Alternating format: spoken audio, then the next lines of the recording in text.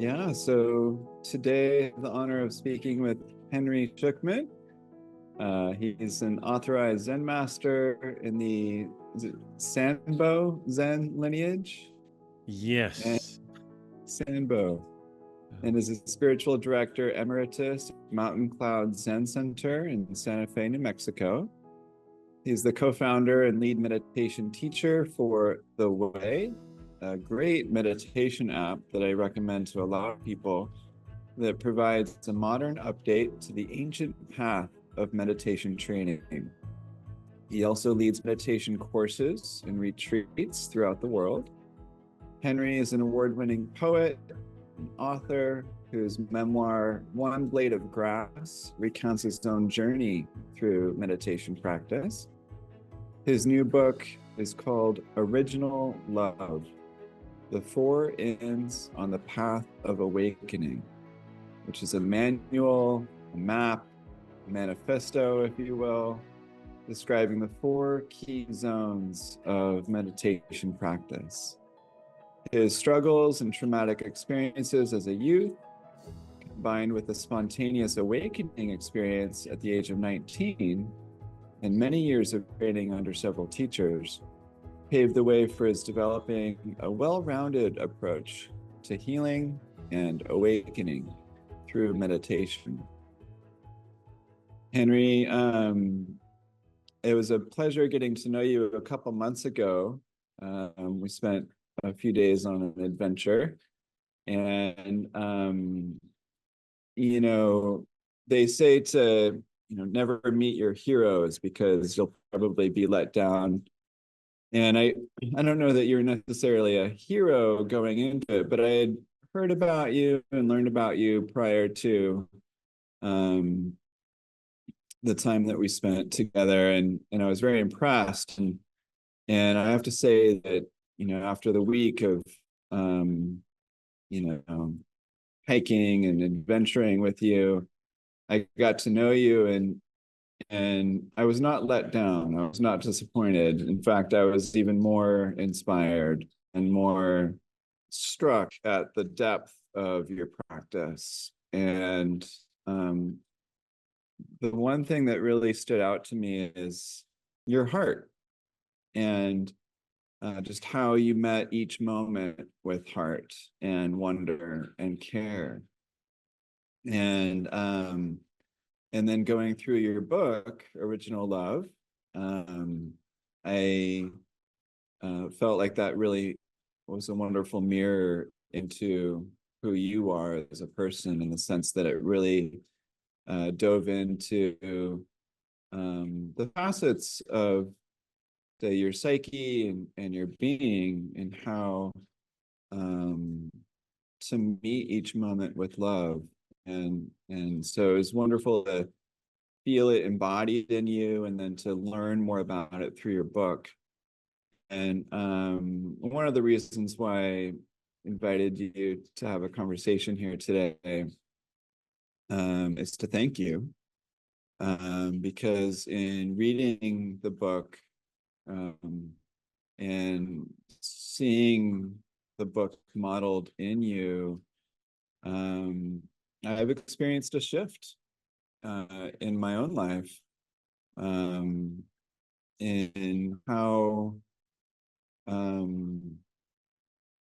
I see sort of my own potential for opening my heart in every moment, whether it's unpleasant or pleasant, whether it's at home or at work. And there's something in the poetic way that you describe the practice that sunk in. And so, first and foremost, thank you for your work and for inspiring that heart opening and that heart shift in me. Thank you. Sure, that's awfully nice of you to share all that and the way you do. Thank you. I mean, I want to say I feel like I've just heard a description of what I aspire to. Perfectly put. and what I'm aware of how pitifully I fall short of, you know. And but actually, I honestly, I really these days I try to meet my shortfalls with my shortcomings with the same open-heartedness. So I know that I do fall short of what you've just been describing, and I would like ideally not to, but I'm actually very open-hearted toward my own deficiencies, if you see what I mean, as well as all other deficiencies that are in the world. And I do think that I don't know whether it's a combination of long training that you and I share. I immediately felt resonance with you when we met, actually, on the level of training, like somebody who's been through a deep training. I can feel it and recognize it, even when it's a very different kind of training.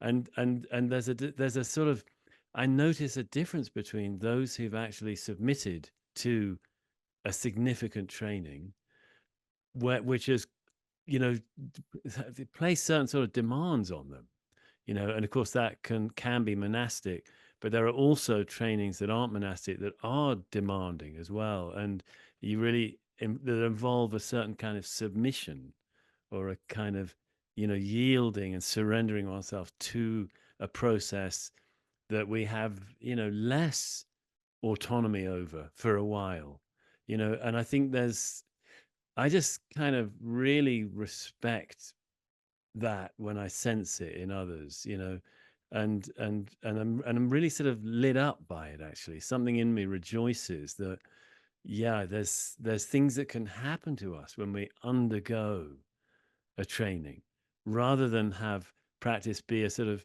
mix and match that suits us, if you know what I mean, that we're trying to make suit us. I mean, there's a important place for that as well. Somehow there's a discernment here, but at the same time, to have undergone something that we decided we'd yield a certain level of autonomy, at least in the particular area of this training.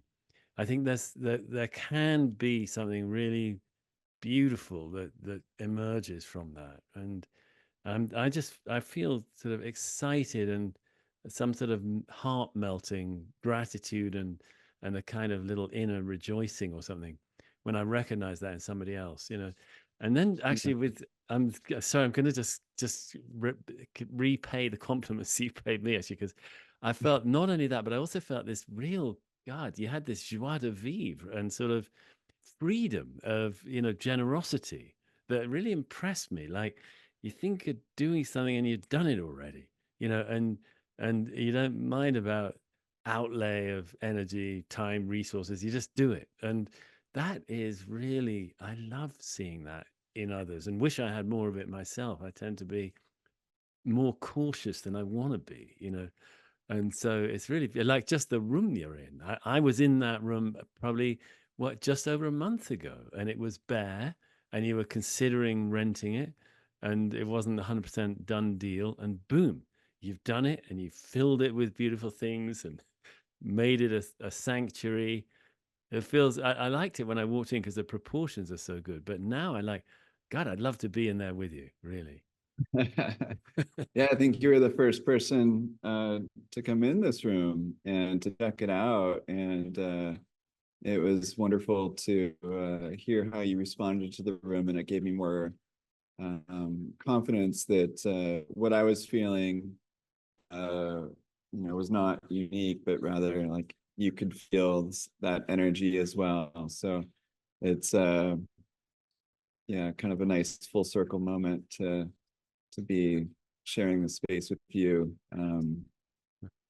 Yeah, thank you for all your words. And you know, I think when I read your book, Original Love, I was really, I felt sort of a breath of fresh air, in the sense that it's not sort of a typical mindfulness book or a typical book, Buddhism or say the Path to Awakening. And, you know, you could feel the dedication of your practice and your dedication to the quote unquote Dharma. but you could also feel sort of a surrender to more than what's, say, traditionally talked about in Buddhism. And you crafted some reflections and some invitations that I think are quite colorful, and maybe, I don't know if holistic is the right word, but certainly considerations that you don't normally hear from a teacher of your stature in this world of, say, Dharma or Buddhism. Would you be open to just sharing what the four ins of practice are? In meaning like INNS, like abodes or zones, and how you crafted them in the way that you did, or sequenced them in the way that you did.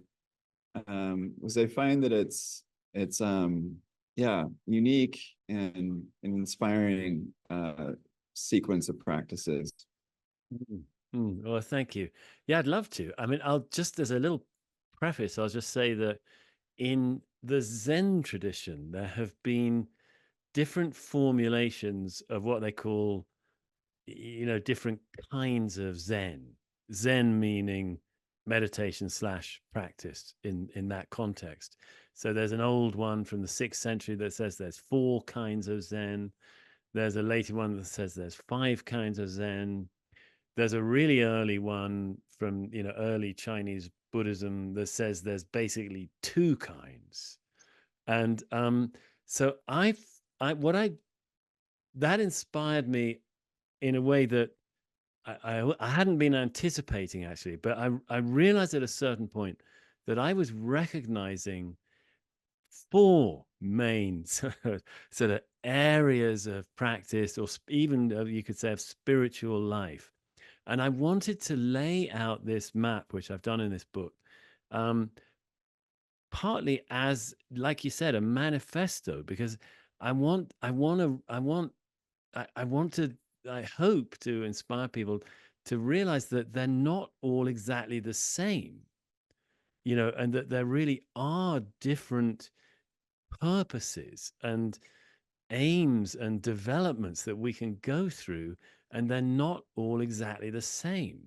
And I think it's healthy to respect differences among, these different territories of practice, because there's a real temptation that people want to, I can understand it. I felt it myself, to make it all, well, it all falls under this one that I mostly do. It all falls under it. But actually, it probably doesn't, And so, I mean, if we take it back to the earliest statement like this in Chinese Buddhism from the 5th century was that there's 2, it's a cart track with 2 wheel ruts, a rut for either wheel, and left and right. And the first rut is developing mindfulness, and all that comes with that in the Satipatthana Sutra, basically the 4 foundations of mindfulness kind of practice, which is a gradual development.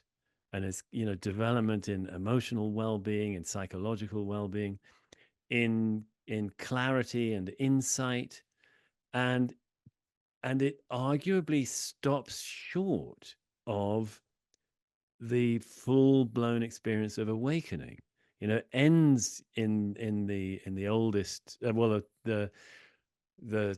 I'm sure there's different versions of it, but the one that I think is most commonly known, it ends with the 7 factors of awakening as one in the 4th foundation of the mindfulness of dharmas, of teachings, and actually those 4 factors of awakening, the 7 factors of awakening, are a kind of incremental approach to awakening, but it stops there on the brink. And on the other hand, this second wheel rut in early Chinese Buddhism is called realization, or principle, or reality. It's a hard term to translate, or reality, meaning the reality of the awakened state. That there's a condition whereby we've basically dropped our sense of self as separate thing from the world around us. It's somehow seen through, or it's been practiced to the point of being eroded to nothing, or it's like a veil that appeared to be there, and all of a sudden we've realized that the veil was never there. And we've realized that the self we've felt, deep inside us for as long as we can remember, somehow just hasn't been the real thing we felt it was. Instead, it's been nothing but a cluster of thoughts and stories, perhaps of subtle body sensations or muscular contractions, as some people say. But whatever it wasn't a fixed, solid lump of something called me that has endured through time. And it's a radical distinction between having that sense of self be just seen through, or having it implode, or having it evaporate or disappear, versus the many beneficial kinds of practice where that hasn't happened. And so the first three ins in my formulation are basically all the extremely good, wonderful things that can happen in practice that do not involve the eradication of self, and are nevertheless deeply valuable. But it's still an important distinction, I think, to recognize that you can go very, very far in flow states and absorption states, and there's still the sense that this is kind of my life, and I'm doing this thing called meditation. And it may be very, very quiet, but there hasn't been a radical set experience that I've never been me. This has never been something called my life. The idea of my life was an invention, actually, which I totally bought into. And I not only that, but the idea of me has been an invention that I myself created. I created my sense of self, and then I bought into it. And actually, it's only been an invention. And that genie that I rubbed out of the lamp, I can see it was only ever a genie. I can come to discover that, and myself is then gone. But it's not like a horrible nihilism, not at all. It's like I find that I've never not been part of everything. I've never not been part of everything. And all of that is a really different world from the world of gradually cultivating ourselves through the first three ins, which I can go into in a moment, but maybe best just to get your reflections on what I've been saying at this point. Yeah, it's well put. And I'm just reminded by um, your poetic nature and how it lends itself to um, this practice that's so difficult to put into words. Yeah, I think one of the things I find so refreshing about this approach of both sort of seeing through the sense of self and seeing that implode, or lifting the veil to see its illusory nature. A lot of people get caught up in that part and kind of veer into, say, this nihilistic approach, or this depression, or a head-based sort of analytical way of relating to practice, and relating to, say, me as nothing and everything as nothing. And I've seen so many mindfulness practitioners and Buddhist practitioners, and even senior, quote unquote, senior mindfulness and Buddhist teachers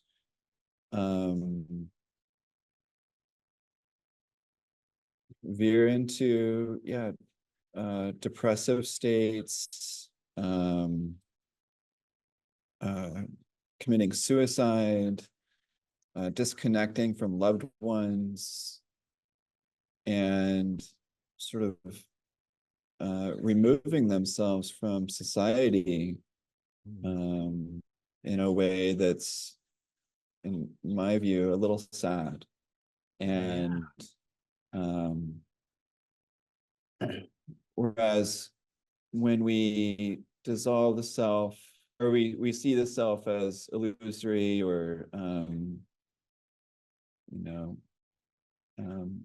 this thing that we had mistakenly bought into, and we realize that we've always been connected, that we've never not been a part of this wonderful reality, and that we are in fact supported by so many people, and by nature, and by soul and spirit, and all the things that you highlight in the second in of awakening, of support, that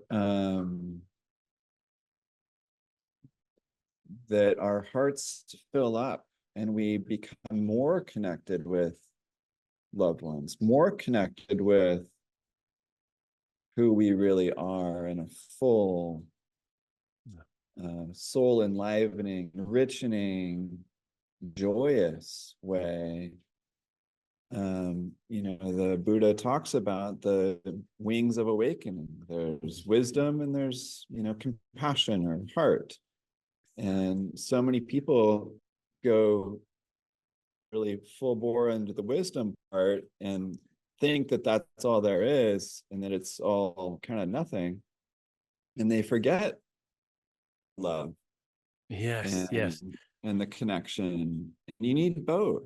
And the four ins talks about the support and connection and love is laced throughout the book, but you also have practices of wisdom. You have the meditation on the four elements, and absorption practice, or like samadhi concentration practice, which often yields wisdom and insight. You have practices in there for that, but you have both. You have both wings of awakening together explicitly, and you remind us that don't forget this love piece. And I think that this is what a lot of practitioners need right now, especially since the pandemic, especially in this epidemic of loneliness as well, that it's this practice is about love and connection. I think it's beautiful. Oh, thank you. Yeah, may I just speak to the love part, because it's threaded through all four of these ins, as I understand it. I think, even in mindfulness, when we're, in our first years of practice, just learning to truly let things be as they are, to be aware of present moment experience with a attitude of full acceptance. That takes a kind of love, I believe. I had one of my Zen teachers used to say, the three most important things in practice are allowing, allowing, allowing. And that's been a watchword for me throughout my practice, to check, whatever's going on, any kind of snag or difficulty or tightening, or maybe I'm just sort of muddled or not clear-headed, and am I allowing? Because the moment I do allow, and it might be, I've got to allow that I'm feeling overwhelmed. I've got to allow that I'm currently muddle-headed, and I got to allow that right now I'm just kind of confused, not sure what's happening in this practice, body, mind, heart, right here, and just the moment there's some allowing, there's a softening, there's a tenderness that comes in with genuine allowing. I mean, I don't know whether that's quite right to call it genuine, but when we really make that tiny little shift into truly allowing, a tenderness comes, a softness and a softening. And I find, if I look at, well, what is the nature of that real sort of, if it's surrender or sort of yielding or letting things truly be as they are, I find somewhere in there, there's a grain or two of something like love. There's just something that is compassionate in there, and it can be towards myself sometimes if I'm having a harder time. And of course, it can be towards whatever I may see in that others are going through that's hard for them. Or it could be all manner of things, but somehow that little crumb or grain of compassion is in there, is in the shift from being caught up in stuff to not being caught up in it, but giving it space, not trying to banish it, but giving it space and allowing it to be as it is. So I'm always, in my teaching, I'm always trying to tell people, like, don't try to get rid of stuff, try to allow it. Be working towards allowing it. And for me, that's one of the key methodologies that I like to work with, really, is sort of the path of non-resisting, finding where there's resisting, either it's grasping or it's pushing away, and and instead, the first thing to do is to let that resisting be there. So allow the resisting that's going on, allow the grasping that's going on, or the clinging that's going on, or the tightening, or the tension, or the contraction. Don't try to get rid of it. Allow it. And I find that's a loving way of approaching mindfulness, And then in the second I'll be briefer here, that it's like, for me, it's all about connecting. That practice is not a solitary undertaking. Yeah, it has for sure, it has its kind of self-discipline, and there's times we do just we sit alone and we just do it. But even in that, we can make all these discoveries of our connectedness. The very fact of our being is so dependent on so many factors that are nothing to do with us, and so to be able to recognize in some small measure that I am kind of being given this moment right here and now, which I call my life, but I'm being given it by 10 trillion things. And that is a balm for the solitary, the soul that feels alone. It's always like David Bowie said, "Oh no, love, you're not alone." It's just always true. And there's multiple levels we can explore that, which I touch on in the second including, traditionally non-Buddhist things like just psychotherapy, and then shamanism and animism and dream work, and the ways that literature and art can inveigle our psyches, and what they can do by way of opening us up to more connectedness and things. And then in the third absorption slash flow slash samadhi, in the Buddhist sense, samadhi, because the Hindu Vedic sense is rather different. And it's again, it's like we get so clear, so present, so absorbed in the experience of right now, that we just need nothing else. We're fully fulfilled in our absorption in experience here and now. And that maybe, I've done jhana training, and sure, it's in the jhanas if that's what you're doing, but you don't have to be doing jhana training to get in those kinds of meditative flow states. But they kind of they allow, sort of, in a sense, all else can kind of go quiet, because there's just this here. and it's like falling in love with it. We need nor want nothing else, you know. Yeah. Yeah, some of the happiest moments of my life. It's quite delicious moments. Yeah, it's there's so much that you've touched on there, and I think allowing, could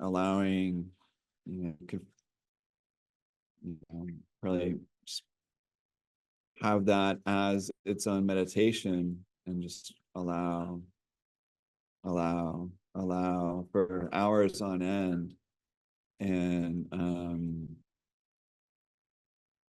yeah, I think so many people are afraid of so many things in life, but also just afraid of um, just being. And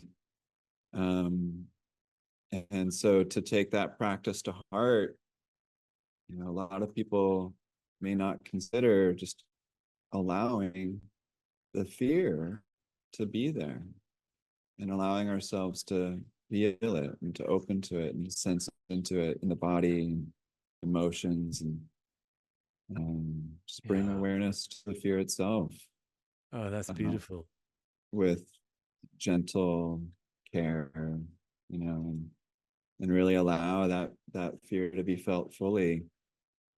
um and I agree. I think you said there's like a couple kernels of love in allowance, and um there's a very strong case to be made that it's one of the most loving things you can do.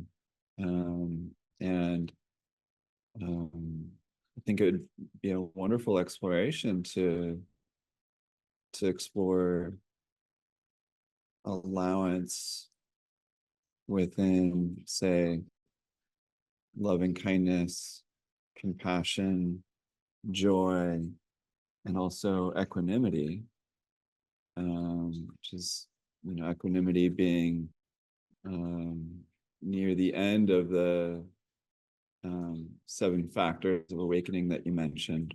A lot Yes. of people think of that as maybe being a detached or dry practice, but rather it's a very loving practice of remembering that we're all on our own path, and we can't control people's actions or their karma, and that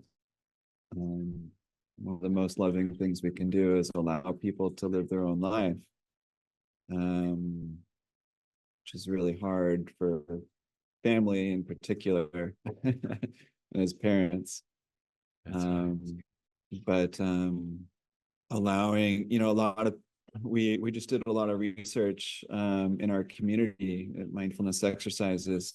A lot of our community are mindfulness and meditation teachers, and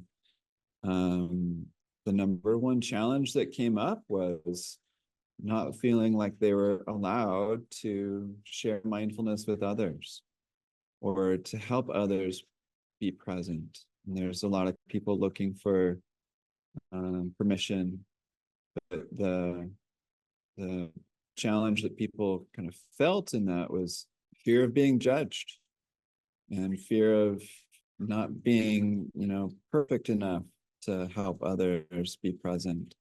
And, while teaching mindfulness, there are some important things to consider and to note, and what, knowing what mindfulness is and what it's not. We don't want to stray people into thinking into thinking mindfulness is something different than it is. But if we feel called to help people, I think there's a practice in allowing ourselves to act on the compassion that we feel. And if we feel called to help others notice their moment-to-moment experience with gentle awareness, then by all means, it can be helpful to act on that and to allow ourselves to to move with that heart. And it's okay to feel what we feel, and to allow ourselves to feel what we feel, in the spirit of helping others. So just kind of exploring this, how allowance is a part of compassion itself, and how it may be a part of our joy, allowing ourselves to open to that joy, and also how allowance is a part of equanimity. So kind of round out these four Brahma Viharas, as they're classically referred to, these practices of the heart. Yes, that's beautifully put, Sean. Thank you. And I don't know that I've got a lot to add because you said it all so beautifully. I might just add that, around the question of of being coming forward as a teacher or a guide for others, I would also say, allow whatever comes up around that.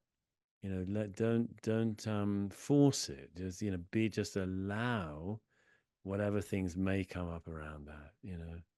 I've had situations when I honestly, in my little world, I didn't start teaching until my teachers told me to, but that was because I was in a Zen lineage, and it was rather, I don't think it would be fair to say it was tightly controlled, but there were kind of there were sort of, I guess there were experiences and shifts in meditation that they wanted to see had happened before they would then put someone forward to be entering the training process for becoming a teacher.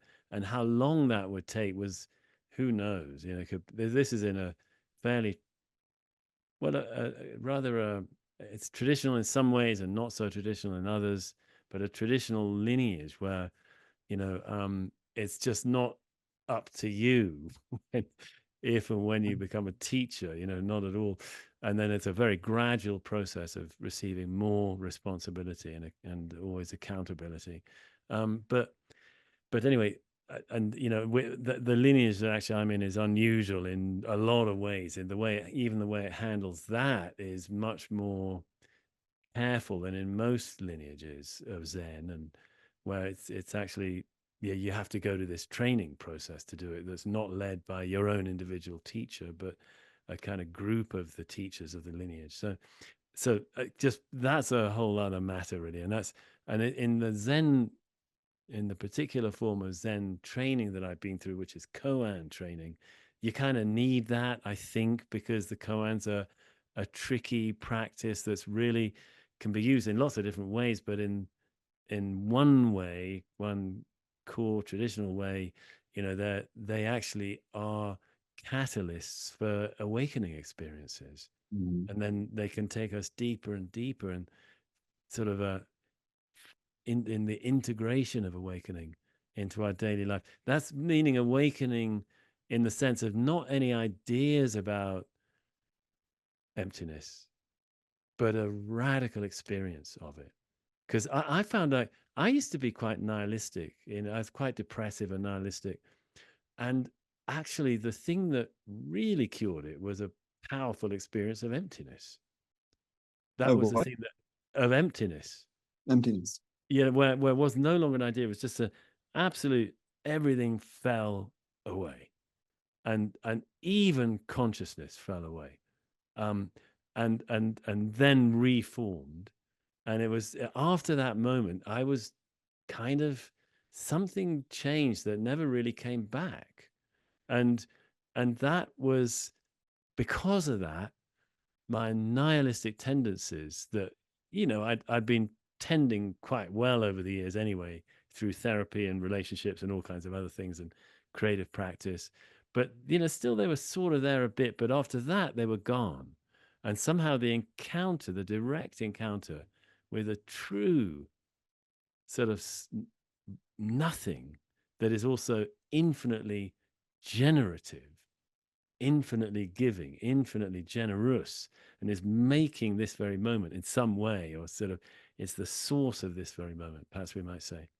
encountering that directly in personal experience, it just eradicated my nihilistic tendencies, because thereafter everything was a bounty, a great offering, and it's I don't it's sort of stayed with me, 16 years later. um um Not with anything like that vividness, but the what it taught me somehow has stayed. And so I maybe I veered off track a bit. Let me just wind it back, because we Oh, were oh, I talking. was curious. Yeah, well, I've had similar experiences, and I feel like that's, say, the reality of our reality, the fact Yes. of what's actually happening, well, everything you just described. Can you talk about what that experience was, whether it was in samadhi or Yeah. happenstance? And I'd love to talk a little bit about, say, what you recommend for deepening people's practice. Like uh what would you recommend to people who are really looking to, say, 5x the depth of their practice, whether it's Yeah. retreats or Yeah. certain practices? Love to get your take on deepening practice as well. Yeah, thanks.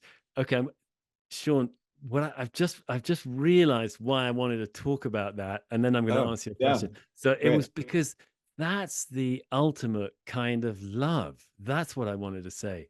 For me, when that falling falling away of everything happened, that was when, boom, I really met what I call original love.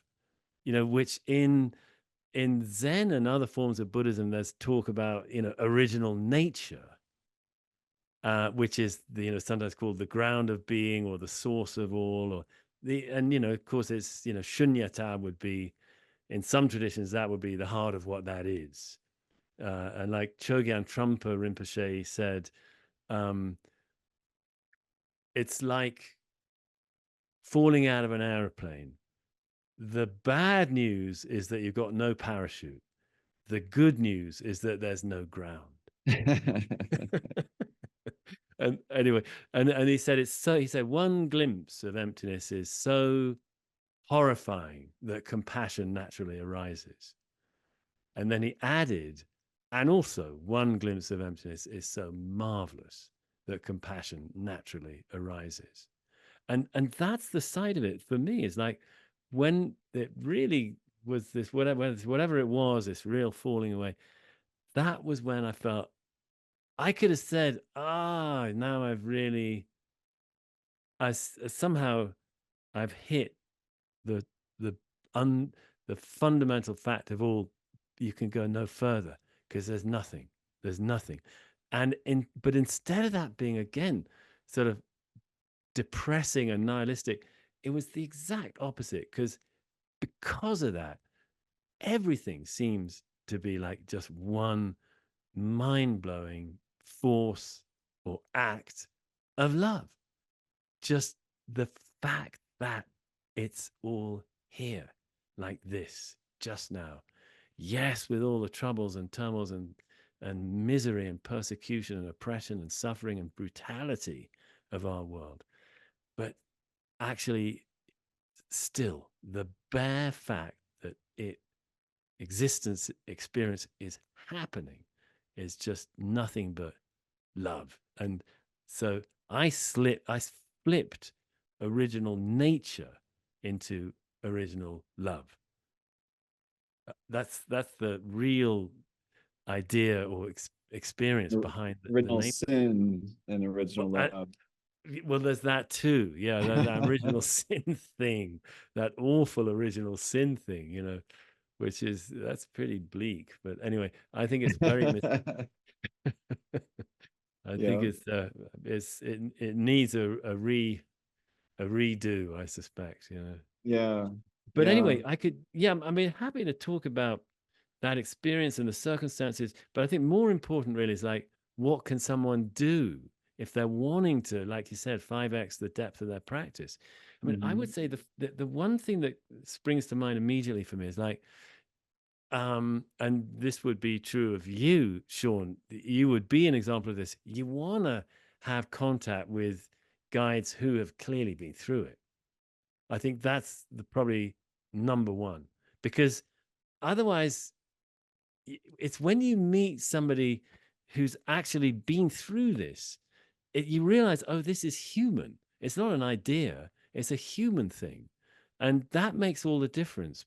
Otherwise, it's like, it's kind of just abstract, and it's the opposite of abstract, but you know what I mean? I think so I think, and I'm I'm clear with it. To me, it's clear that not all meditation teachers have been through it. There's incredibly valuable practice you can do that doesn't touch on it.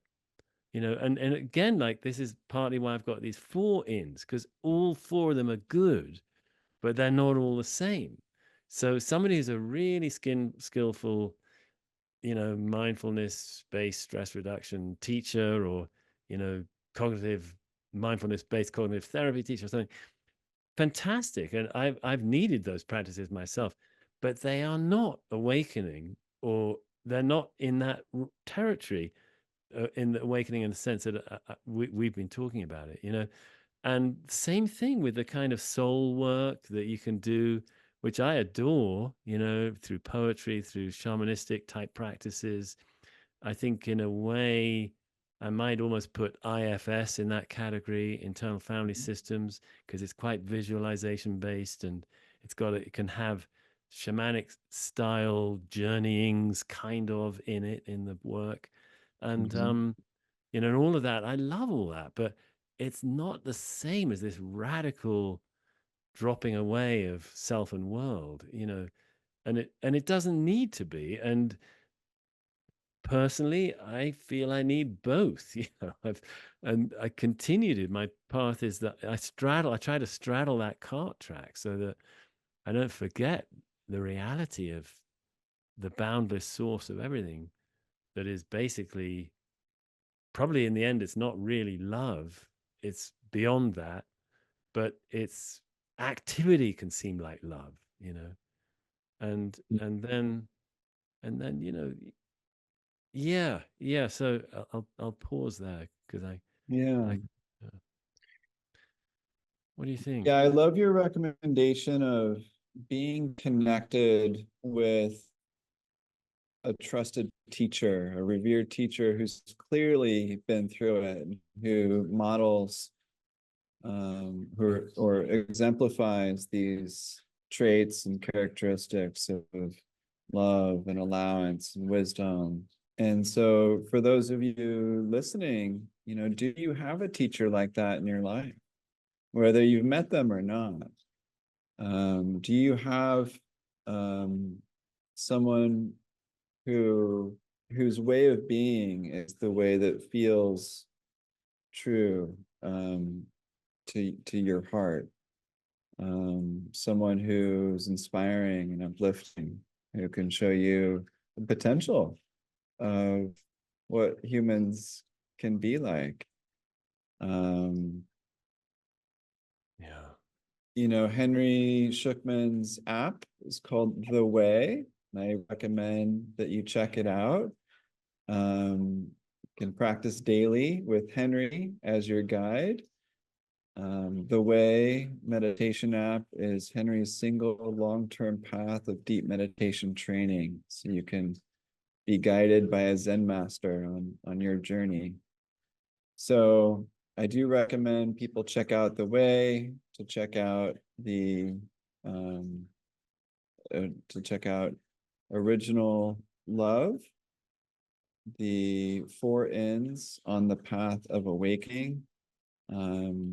There's beautiful endorsements from Rick Hansen, Tara Brach, revered elders on this path, and I count Henry as one of those elders. And so I recommend people check out the book. Yeah, and if you don't find a teacher, if you're looking for a teacher, I recommend checking out Henry's app, his website, henryshukman.com.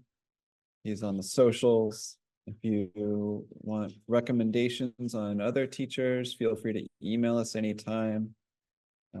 People like Jack Cornfield, Joan Halifax, Tara Brock, Rick Hansen, Sharon Salzberg. There's no shortage of great teachers out there who exemplify these practices of mindfulness, support, concentration, and awakening.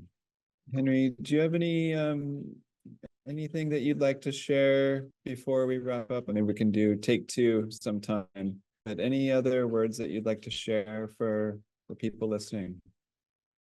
I mean, I mostly, Sean, I would just like to thank you for your own offerings to the world in this terrain, which is so important to us. But I think, I'm sure I imagine you'd agree, but I feel it's very important to the world at this time, that really we're kind of desperately needing to ramp up our wisdom collectively, and in so doing to ramp up our compassion collectively, to understand these evolutionarily inherited wirings that we have that can make us aggressive and violent and thoughtless and heedless and harmful to one another, and of course to our beloved mother, this planet. And having you in the mandala of growing teachers who are helping us all is a really great thing, because you just got this great combination of deep origins in your practice and your training, with a vital, lively, contemporary life as a family man. It's the best. Thank you for your words, Henry. It reminds me of the first paragraph in your prologue, The Universe's Garden. Kind of talks about the stakes of what happens if we don't do this work.